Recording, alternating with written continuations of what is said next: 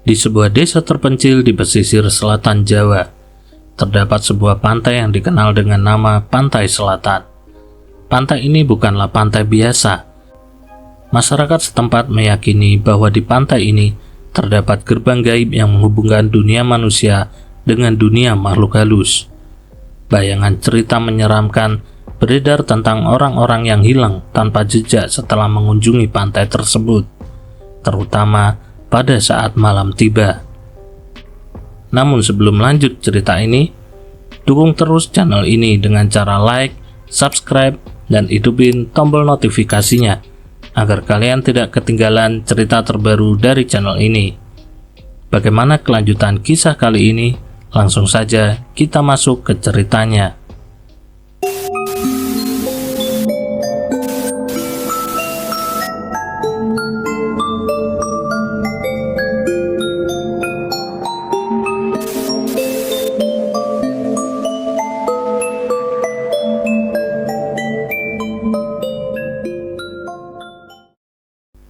Seorang pemuda bernama Arya baru saja tiba di desa itu. Arya adalah seorang jurnalis yang tertarik untuk meneliti mitos-mitos lokal.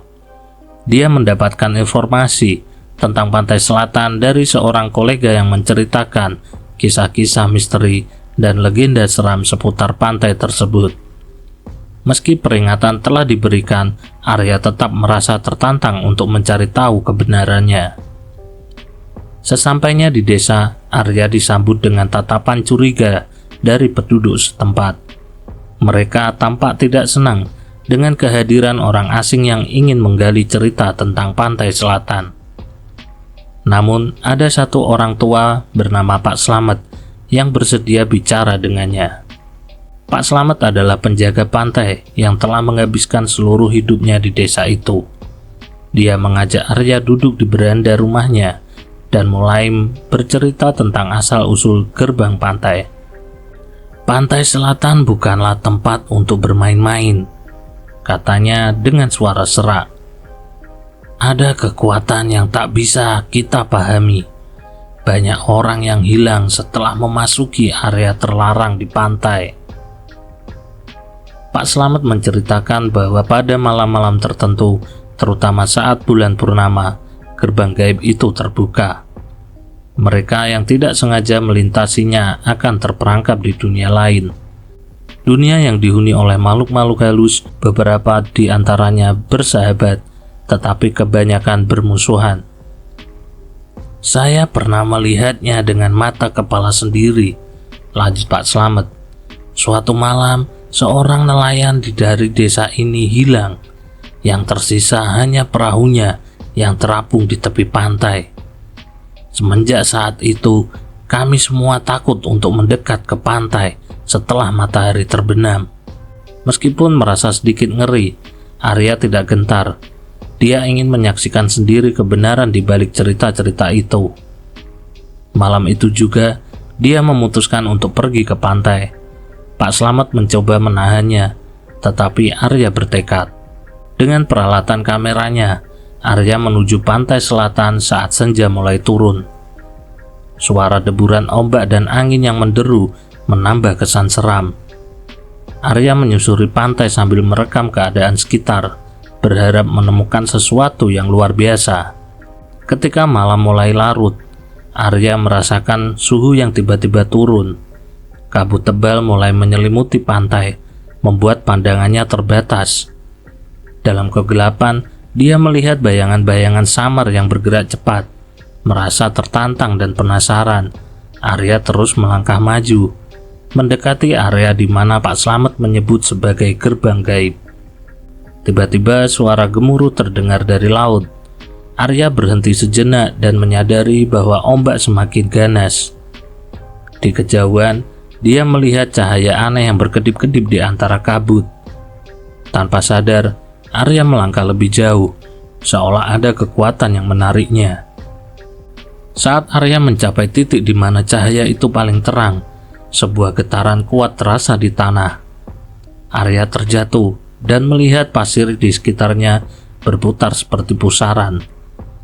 Dari dalam pusaran pasir itu, muncul sosok-sosok bayangan dengan wujud yang tak bisa dijelaskan. Arya terperangah melihat pemandangan yang begitu surreal dan sangat menyeramkan. Arya merasa pusing dan tubuhnya semakin lemah. Dia mencoba mundur, tapi kakinya seakan tertanam di pasir. Suara-suara aneh mulai terdengar, seperti bisikan dari dunia lain. Arya tahu bahwa dia telah melintasi batas yang seharusnya tak dilewati. Di tengah kepanikan, Arya mendengar suara Pak Slamet memanggil dari kejauhan. "Arya, cepat kembali!" teriak Pak Slamet. Arya berusaha sekuat tenaga untuk bergerak, tetapi semakin dia mencoba, semakin kuat tarikan dari gerbang gaib tersebut. Sebelum segalanya semakin gelap, Arya melihat sekelebat bayangan besar mendekatinya. Lalu, semuanya menjadi hitam pekat. Arya merasa ditarik ke dalam kehampaan yang tak berujung. Arya terbangun dengan kepala yang berat dan tubuh yang terlalu kaku. Dia membuka matanya perlahan, mengejam-ngejamkan mata untuk menyesuaikan diri dengan cahaya remang-remang yang ada di sekelilingnya. Dia tak lagi berada di pantai yang dia kenal. Sebaliknya, dia berada di sebuah hutan dengan pepohonan tinggi yang mengelilinginya, dengan dedaunan yang memancarkan cahaya hijau redup. Suara-suara aneh yang tak dikenal menggema di udara, seperti bisikan-bisikan dari makhluk tak terlihat. Arya merasa merinding, tetapi dia tahu dia harus bergerak. Dia merogoh sakunya, mencari telepon atau alat apapun yang bisa membantunya, tetapi semua benda elektroniknya tidak berfungsi. Dengan hati-hati Arya mulai berjalan, berusaha menemukan jalan keluar dari hutan asing ini. Semakin jauh dia berjalan, semakin jelas bahwa tempat ini bukanlah dunia yang dia kenal. Langit di atasnya berwarna ungu tua, dengan 2 bulan menggantung di sana. Semuanya tampak begitu aneh dan mengerikan. Di tengah perjalanan, Arya bertemu dengan seorang gadis muda berpakaian tradisional Jawa yang tampak seperti dari zaman kuno. Gadis itu berdiri di tengah jalan, menatap Arya dengan mata yang penuh misteri. "Kamu bukan dari sini," kata gadis itu dengan suara yang lembut namun tegas. Arya mencoba berbicara dengan gadis itu, menanyakan di mana dia berada dan bagaimana cara kembali ke dunia asalnya. Gadis itu hanya tersenyum tipis dan mengatakan bahwa dia berada di antara 2 dunia. "Ini adalah tempat di mana jiwa-jiwa yang tersesat berkumpul," katanya. "Untuk keluar, kamu harus menemukan gerbang yang tepat." Gadis itu memberikan Arya sebuah peta kuno yang menggambarkan peta dunia ini. "Ikuti tanda-tanda yang ada di peta ini," kata gadis itu.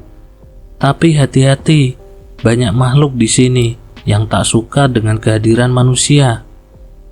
Sebelum Arya bisa bertanya lebih lanjut, gadis itu menghilang dalam kabut. Arya melanjutkan perjalanannya dengan hati-hati, mengikuti petunjuk di peta. Di sepanjang jalan, dia melihat berbagai makhluk aneh yang hanya bisa dia lihat di cerita-cerita horor. Ada yang berbentuk bayangan besar dengan mata merah menyala. Ada pula yang tampak seperti manusia namun dengan bentuk yang tak normal. Saat melewati sebuah sungai kecil, tiba-tiba Arya diserang oleh makhluk berbentuk ular besar dengan kepala manusia. Makhluk itu bergerak cepat, dan Arya hampir tak punya waktu untuk bereaksi. Dengan segala kekuatannya, dia berhasil melarikan diri, tetapi makhluk itu terus mengejarnya. Dalam pelariannya, Arya menemukan sebuah gua kecil dan bersembunyi di dalamnya. Dia bisa mendengar suara makhluk itu di luar, mendesis marah. Arya tahu dia tidak bisa bersembunyi selamanya. Dia harus menemukan cara untuk melawan atau melarikan diri dari makhluk tersebut. Setelah beberapa jam yang terasa seperti selamanya, Arya akhirnya keluar dari gua dan melanjutkan perjalanan. Dengan bantuan peta dan nalurinya, dia akhirnya menemukan sebuah bangunan kuno yang tampak seperti kuil. Di dalam kuil tersebut, terdapat sebuah gerbang bercahaya yang terlihat sangat berbeda dari sekelilingnya. Arya merasa harapan membuncah dalam dirinya. Ini mungkin gerbang yang disebutkan gadis misterius tadi. Namun, sebelum dia bisa mendekati gerbang tersebut, suara langkah kaki berat terdengar dari belakangnya. Arya berbalik dan melihat makhluk ular besar itu lagi. Kali ini lebih marah daripada sebelumnya. Dengan gerbang yang hanya beberapa langkah di depannya dan makhluk ular yang semakin mendekat, Arya harus membuat keputusan yang cepat. Dia mengambil batu besar di dekatnya dan melemparkannya ke arah makhluk itu untuk mengalihkan perhatiannya. Begitu makhluk itu teralihkan, Arya berlari secepat mungkin menuju gerbang. Sesaat sebelum dia mencapai gerbang, makhluk itu melompat ke arahnya. Dengan kecepatan yang luar biasa, Arya melompat ke dalam gerbang, berharap bahwa itu akan membawanya ke dalam dunia asalnya. Saat Arya melewati gerbang, dia merasakan sensasi yang luar biasa, seolah-olah tubuhnya terpecah menjadi jutaan partikel dan disatukan kembali. Kegelapan menyelimuti penglihatannya, dan dia merasa dirinya ditarik ke dalam pusaran energi yang tak terlihat. Arya terbangun lagi, kali ini di tempat yang berbeda. Dia tak lagi berada di hutan, tetapi di sebuah desa yang tampak seperti desa tradisional Jawa. Namun, desa ini terasa aneh. Udara terasa berat dan sunyi. Tak ada tanda-tanda kehidupan. Hanya bangunan yang nampak terawat namun kosong. Arya mulai menyusuri desa dengan hati-hati. Setiap rumah tampak kosong, namun ia merasa seolah-olah sedang diawasi. Bayangan-bayangan samar bergerak di pinggiran penglihatannya, menghilang ketika dia mencoba fokus pada mereka. Suasana ini membuat Arya merasa tak nyaman, tetapi dia tahu dia harus terus bergerak. Saat Arya berjalan lebih jauh, dia bertemu lagi dengan gadis muda yang memberinya peta. Gadis itu tersenyum lembut, tetapi matanya menyiratkan kesedihan. "Kamu berhasil melewati gerbang pertama," kata gadis itu. "Namun perjalananmu belum selesai." Gadis itu menjelaskan bahwa desa ini adalah tempat di mana arwah-arwah yang belum menemukan kedamaian sedang berkumpul. Mereka terjebak di antara dua dunia, tak bisa melanjutkan ke alam baka maupun kembali ke dunia hidup. "Kamu harus membantu mereka menemukan kedamaian agar mereka bisa kembali," jelas gadis itu. Arya harus mencari tahu apa yang membuat arwah-arwah ini terjebak dan membantu mereka menemukan kedamaian. Hanya dengan cara ini, dia bisa menemukan gerbang berikutnya yang akan membawanya kembali ke dunia asalnya.